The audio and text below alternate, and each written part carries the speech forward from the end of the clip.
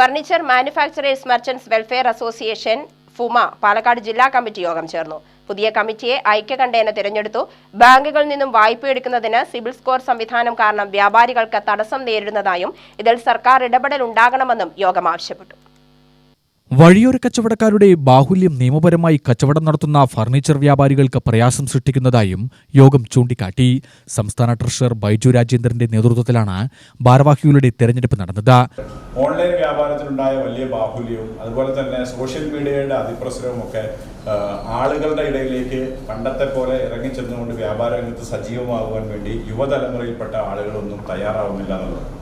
ഈ മേഖലയിലേക്ക് കടന്നു വരുന്ന തലമുറ മാറ്റത്തിന്റെ ഭാഗമായി കടന്നു വരുന്ന നമ്മുടെ കച്ചവട മേഖലയിലുള്ള മക്കൾ അല്ലെങ്കിൽ അവരുടെ അടുത്ത തലമുറയിലെ ആളുകളൊന്നും തന്നെ സംഘടനാ പ്രവർത്തനത്തിനോ മറ്റു കാര്യങ്ങൾക്കോ ഒന്നും തയ്യാറല്ല. അവരൊക്കെ അവരവരുടെ രീതിയിൽ സ്വന്തം വ്യാപാര സ്ഥാപനത്തിൽ ഇരുന്നുകൊണ്ട് കച്ചവടം ചെയ്യുന്ന ഒരു തരത്തിലേക്ക് മറ്റുള്ള എല്ലാ സാമൂഹ്യ പ്രസ്ഥാനങ്ങളിലും ഉള്ളതുപോലുള്ള ഒരു പിന്നോട്ട് പോകുന്ന ഒരു അവസ്ഥ നമ്മുടെ സംഘടനയ്ക്ക് ഉണ്ടായിട്ടുണ്ട്.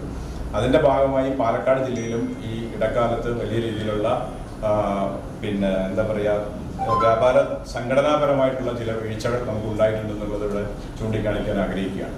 ജില്ലാ പ്രസിഡന്റായി കെ പി രാമചന്ദ്രനെയും ജനറൽ സെക്രട്ടറിയായി Sudheesh Warrier, treasurer K P Abubakar, vice പ്രസിഡന്റുമാർ സന്തോഷ് സിദ്ദിഖ്, നിജാം അസ്ലാം, ജില്ലാ സെക്രട്ടറിമാരായി കരീം, അഷറഫ് അലി, അഷറഫ് എന്നിവരെയും തെരഞ്ഞെടുത്തു.